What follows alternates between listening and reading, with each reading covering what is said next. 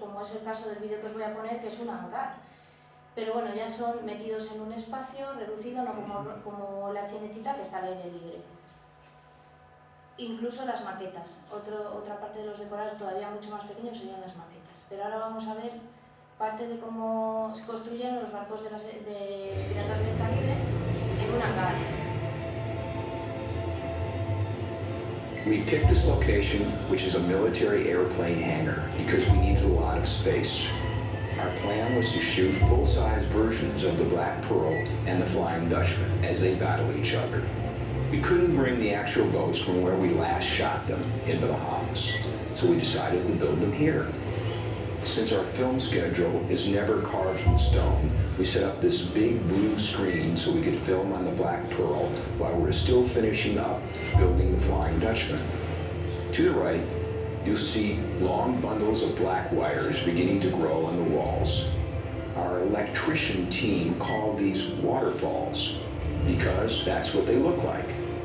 There's over 750 cables in each one, and they connect all of the space lights on top with a huge dimmer system below. This is something you rarely see. We decided the best way to simulate the rocking of the ocean was to have the ships attached to 2 gimbals instead of 1. That's what the guys are working on now, the gimbal towers. The Flying Dutchman is moving toward us now.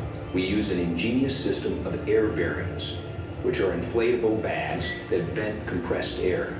Think of it like a giant air hockey table, same principle. Now we're back to our original angle. But as you can see, the Black Pearl and the Flying Dutchman have moved to what will be their final positions. We're now going to take a closer look at the 2 ships as they're now prepped for the start of filming. You can now see the gimbal towers being moved into position beneath the ships. The blue screen curtains will soon be carefully placed. They're pushed back for now, but at any time they can be moved to encircle one or both the ships. This is the first movement test of the Black Pearl on its gimbals. Over the next few days, the crew will conduct numerous safety tests before we begin filming. Now we're testing the enormous rain system. Most rain scenes are done in tanks, so it was a huge challenge to move all the excess water from the stage floor back into the recirculating system. The blue screen is now drawn over the Black Pearl as the filmmakers start the first day of principal photography. You can see the other crew members are still hard at work finishing up the Flying Dutchman. From this wide angle, we can see just how big the Palmdale stage is and why we needed so much blue screen to cover it. This is a great view of the 2 ships together. We can see the camera cranes and the rain system working take after take. Stunt players are swinging between the ships, while others are engaged in carefully choreographed sword fights on deck. Here we have a good angle to view the length of the Black Pearl. The Flying Dutchman has been moved out of the way, and a blue screen platform has been moved in its place. Having an invisible Flying Dutchman gives the special effects team at ILM more freedom to control the physical distance between the 2 ships.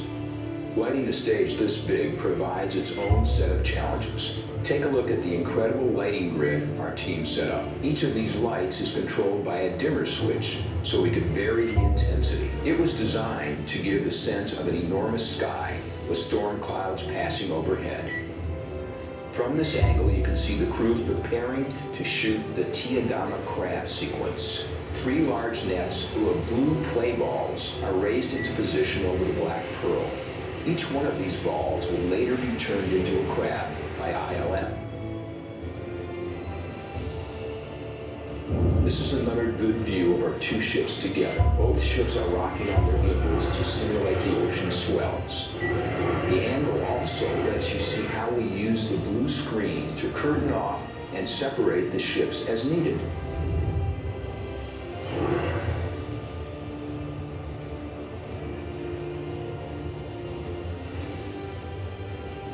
Here's a good look at how the blue screen can completely surround one ship. You can also see the tremendous detail that went into matching this Flying Dutchman with the one we used in the Bahamas. This angle really shows the gimbals at work on the Flying Dutchman. Everything's up and running here. Rain, live cannon fire, and all our stunt players in action. You can also see the space lights working to simulate the effect of storm clouds passing overhead.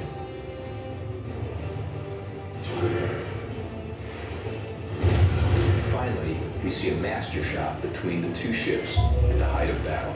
Notice the stunt players swinging from ship to ship. Not even live cannon fire, torrential rain, or armed pirates cause them to miss their marks. Perhaps you noticed that there are no pads beneath the two ships. That's because our amazing stunt players were carefully cabled to their